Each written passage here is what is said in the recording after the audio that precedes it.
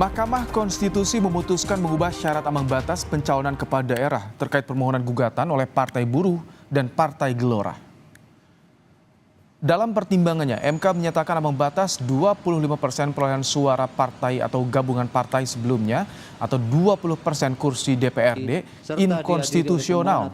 MK kemudian memutuskan untuk syarat mengusung gubernur diatur dengan syarat ambang batas perolehan suara di pemilihan legislatif disesuaikan dengan jumlah penduduk termuat pada daftar pemilih tetap. Mengabulkan permohonan para pemohon untuk sebagian. 2. Menyatakan pasal 40 ayat 1 Undang-Undang Nomor 10 Tahun 2016 tentang perubahan kedua atas Undang-Undang Nomor 1 Tahun 2015 tentang penetapan peraturan pemerintah pengganti Undang-Undang Nomor 1 Tahun 2014 tentang pemilihan gubernur, bupati, dan wali kota menjadi undang-undang. Lembaran Negara Republik Indonesia tahun 2016 Nomor 130 tambahan Lembaran Negara Indonesia, Lembaran Negara Republik Indonesia Nomor 5898 bertentangan dengan Undang-Undang Dasar Negara Republik Indonesia tahun 1945 dan tidak mempunyai kekuatan hukum mengikat sepanjang tidak dimaknai.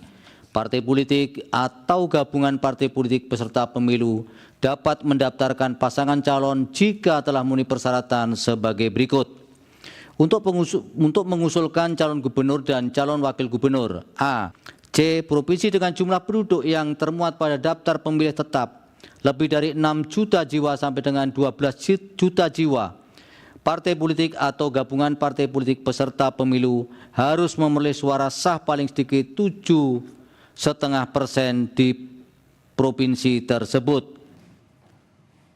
Dalam putusan MK nomor 60/PUU 22/2024, Mahkamah Konstitusi mengubah syarat pilkada yang tadinya mensyaratkan syarat minimal jumlah kursi kini bisa mengusung calon kepala daerah dengan syarat ambang batas minimal perolehan suara pemilihan legislatif. Dengan putusan MK pasal 40 ayat 1 huruf C Undang-Undang Pilkada menjadi provinsi dengan jumlah penduduk yang termuat pada daftar pemilih tetap lebih dari 6 juta jiwa sampai dengan 12 juta jiwa. Partai politik atau gabungan partai politik peserta pemilu harus memperoleh suara sah paling sedikit 7,5% di provinsi tersebut. Selain memberi tafsir syarat perolehan suara pileg untuk pencalonan kepala daerah, MK juga memutuskan permohonan gugatan mengenai syarat usia calon kepala daerah. MK menolak gugatan pemohon Anthony Lee dan Fahrul Rozi dan tetap berkeyakinan batas untuk menentukan usia minimum calon kepala daerah terhitung sejak penetapan calon kepala daerah, bukan sejak pelantikan. Putusan MK ini membalikan putusan Mahkamah Agung yang sebelumnya memberi tafsir syarat usia calon kepala daerah sejak pelantikan calon terpilih.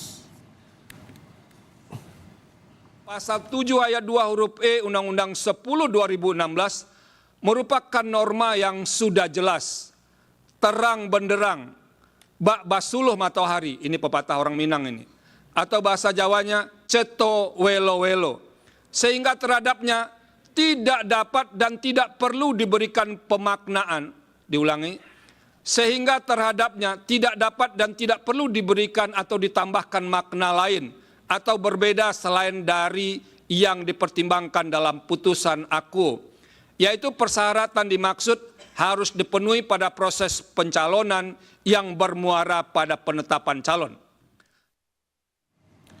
Sekjen PD Perjuangan Hasto Kristianto berterima kasih kepada MK yang ia nilai telah mendengarkan suara rakyat. Menurut Hasto, dengan putusan MK tersebut, tidak akan ada wacana calon tunggal di Pilgub Jakarta, karena PDIP bisa mengusung calon sendiri. Dalam Pileg 2024, PD Perjuangan mengantongi sekitar 14% suara, jauh di atas ambang batas 7,5% perolehan suara wilayah Jakarta yang diputuskan MK. Soal peluang PDIP mengusung Anies Baswedan, Hasto bilang, tunggu tanggal mainnya. Di daerah khusus ibu kota membuat calon tunggal itu nanti tidak dimungkinkan lagi, dan kami mengucapkan terima kasih suara rakyat didengarkan dan PD Perjuangan akan semakin menyatu dengan rakyat dan akan bisa mengajukan calon sendiri di Jakarta. Ya, namanya peluang kan, setiap orang pemimpin yang mendapatkan apresiasi dari rakyat punya ruang untuk dicalonkan, dan itulah yang akan dicermati oleh PDI Perjuangan. Tapi berarti dia akan mengusulkan nama Pak Anies Baswedan untuk Cagup Jakarta, Mas Hasto. Tunggu tanggal mainnya. Bakal calon gubernur Jakarta Ridwan Kamil menyebut putusan MK yang mengubah syarat ambang batas pencalonan kepala daerah sehingga parpol bisa mengajukan calon kepala daerah meski tidak punya kursi DPRD harus dihormati. Ridwan Kamil menyebut putusan ini akan menguntungkan rakyat sehingga memberikan banyak pilihan calon kepala daerah untuk menampung aspirasi warga. Ridwan Kamil menyebut tidak terbebani dengan putusan MK ini. Itu memang menjadi sebuah keputusan, tentu satu harus dihormati kan, karena kan Mahkamah Konstitusi adalah institusi negara yang mereview urusan perundang-undangan termasuk pilkada. Kalau itu bisa membuat lebih banyak lagi calon-calon pilkada di seluruh Indonesia, termasuk di Jakarta, yang diuntungkan adalah warga. Ya. Karena kan warga akan disuguhi oleh adu gagasan. Makin banyak gagasan yang solutif untuk permasalahan wilayahnya kan makin bagus. Saya tidak masalah karena dengan banyak sedikit pun selama itu sesuai aturan tentunya harus dilakoni. Mantan Menko Polhukam Mahfud MD menilai keputusan MK yang mengubah syarat pilkada sehingga parpol bisa mengusung calon kepala daerah tanpa kursi tersebut merupakan putusan yang demokratis.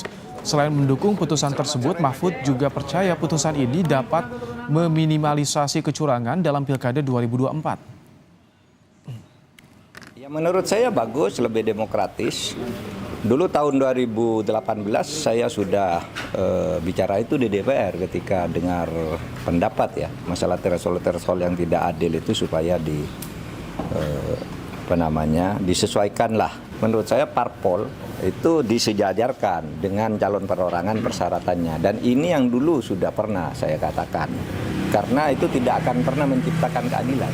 Oleh sebab itu saya kira ini keputusan yang bagus dan KPU harus segera melaksanakan ini, dan ini terjadi di lebih dari 36 pilkada yang juga akan menghadapi masalah yang sama dengan Jakarta.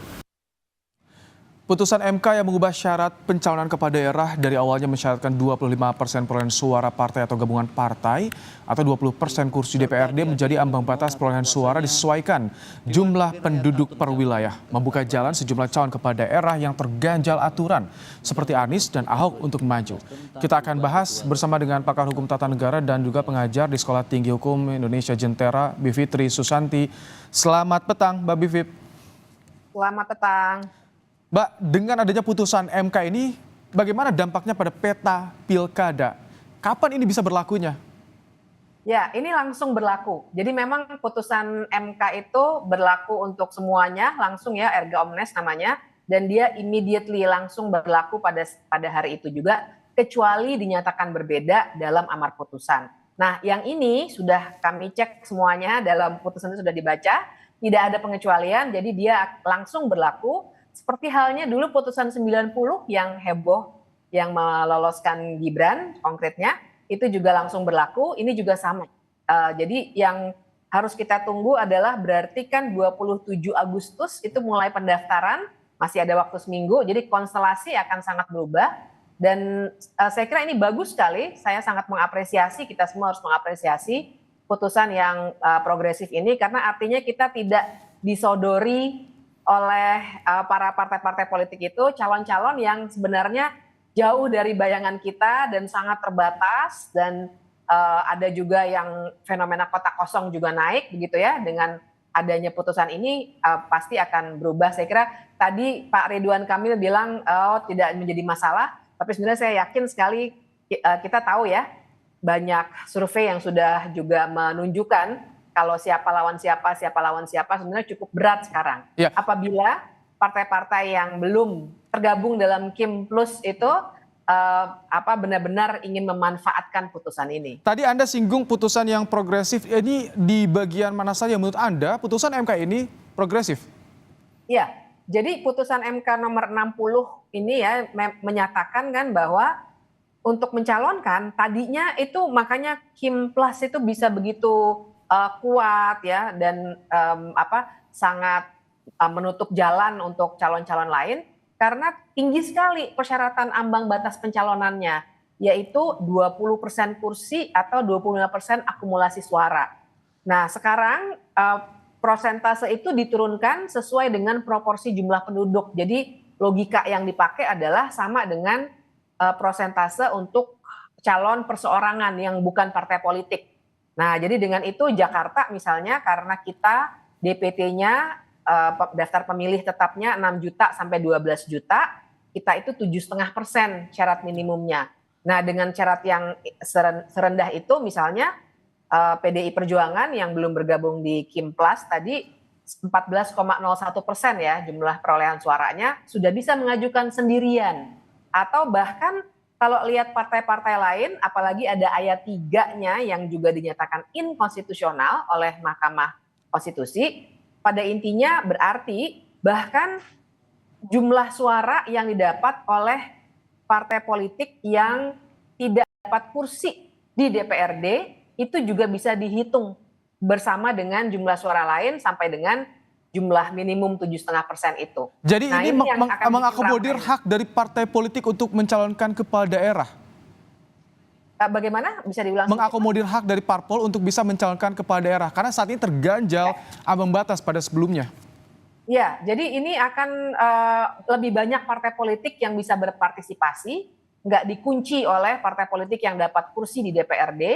Ya, jadi misalnya bayangkan yang kemarin berkompetisi dan dapat suara walaupun nggak dapat kursi, itu mereka bisa bergabung tuh. Misalnya Partai Buruh ya yang juga menjadi salah satu pemohon di sini, dia bisa saja bergabung dengan partai lain untuk mengakumulasi suaranya sampai dengan 7,5%. Nah, jadi dengan ini lebih fair menurut saya dan kita warga juga jadinya mudah-mudahan dapat pilihan-pilihan yang lebih banyak, tidak terbatasi oleh orang-orang yang difilternya sedemikian rupa oleh partai-partai politik besar dalam koalisi Kimplas itu, yang sebenarnya ya menutup kompetisi yang lebih sehat dalam politik. Tapi jadi jaminan ketika calon lebih banyak itu akan menghasilkan pemimpin yang lebih berkualitas dibandingkan calonnya sedikit. Ya, memang tidak ada jaminan, tapi kita jadi bisa punya pilihan yang lebih banyak. Dan kita jadi benar-benar bisa mengecek satu rekam jejaknya dari masing-masing calon seperti apa. Kita bisa bandingkan, jadi kita punya perbandingan lah minimal. Mana yang lebih baik gitu. Kalau cuma satu suara, maksud saya satu kotak atau satu pasangan calon, kan kita tidak punya perbandingan, mau nggak mau kita milih dia, atau milih kotak kosong, atau milih kotak, kalau di Pilkada Jakarta ya, ada satu tuh, tapi bermasalah, karena ternyata KTP banyak orang disalahgunakan dan itu melanggar hukum misalnya. Kan kita juga tidak mau, tapi nggak ada pilihan lain. Nah, jadi kita bisa mengecek rekam jejak dengan lebih banyak faksi. Ini tanggal 27 Agustus sudah mulai pendaftaran, artinya KPU harus mengakomodir calon yang akan diusung oleh parpol berdasarkan putusan MK ini, atau perlu ada aturan turunan terlebih dahulu? Biasanya karena ini akan ada teknisnya, perlu aturan turunan. Jadi misalnya begini, kalau kita bandingkan saja juga yang agak mepet, itu putusan 90 ya, yang Pilpres kemarin yang meloloskan Gibran, itu keluar hanya 3 hari ya, 16, terus 19-nya sudah mulai pendaftaran misalnya. Nah itu bisa langsung dikeluarkan peraturan KPU-nya. Nah yang sekarang ini juga harus segera dikeluarkan karena nanti ada teknisnya, misalnya teknis formulirnya gitu. Itu kan teknis sekali, nggak bisa lompat dari putusan MK terus tiba-tiba ada formulir gitu. Pasti formulir itu dimuat dalam bentuk peraturan KPU dan ini mau tidak mau KPU harus melaksanakan ini. Nggak ada pilihan lain, tidak ada tafsir lain juga. Ini yang jadi sorotan juga di Pilkada 2024 adalah banyaknya wacana kotak kosong. Artinya dengan aturan ini akan bisa diminimalisir soal kotak kosong di Pilkada kali ini, Mbak Bivit. Iya, inilah nilai baiknya ya, progresivitasnya menurut saya di situ. Karena prosentasenya saja dilihat dari persentase dari 20% diturunkan jadi 7,5% untuk Jakarta ya, tapi lagi-lagi tergantung jumlah penduduk dari provinsi atau kabupaten itu. Nah, jadinya tidak ada yang bisa dipaksa betul oleh suatu koalisi yang terlalu besar. Nah, jadi saya tentu saja harapannya besar sekali partai-partai politik yang mulai di-exclude dengan sengaja gitu ya. Kayaknya ini ada gerakan yang cukup sengaja nih di beberapa provinsi paling tidak yang saya lihat untuk meninggalkan partai-partai politik tertentu. Sekarang kalau bisa maju ya lebih baik maju saja, dengan begitu maka fenomena kota kosong mudah-mudahan akan jauh lebih menurun ketimbang terakhir itu 2020 tuh 25 kota kosong. 2018 16 kota kosong. Mudah-mudahan sekarang makin menurun. Mbak Bivit, ini yang juga disoroti soal putusan MK syarat usia calon kepala daerah. Dengan putusan ini artinya peluang Kaisang untuk maju di Pilgub tertutup. Ya, itu betul sekali, dan ini juga hari ini dapat berita baik sekali, saya senang, dua-duanya ini bagus. Jadi putusan ini pada dasarnya bilang bahwa sudah sangat jelas, tadi sampai dikutipkan ya, ada potongannya sebelum ini kita lihat, sampai dikutipkan peribahasa dari dua daerah, Sumatera Barat dan Jawa Tengah, dikatakan bahwa jelas sekali bahwa namanya, dan ini logis sebenarnya ya, yang namanya syarat usia pendaftaran ya harus pendaftaran. Jadi sebenarnya ini terang sekali, meminjam istilahnya yang tadi dibacakan oleh Prof. Saldi Isra, seharusnya putusan MA itu tidak memutus seperti yang kemarin ya, jadinya syarat usia 30 itu nanti pada saat pelantikan, dan peraturan KPU jadi dengan demikian melanggar tafsir dari Mahkamah Konstitusi itu, dan harusnya ya tentu saja harusnya dicabut dan disesuaikan dengan putusan Mahkamah Konstitusi nomor 70 itu. Terima kasih dosen STI Jentera Bivitri Susanti telah memberikan pandangannya dalam program Kompas Petang sore hari ini.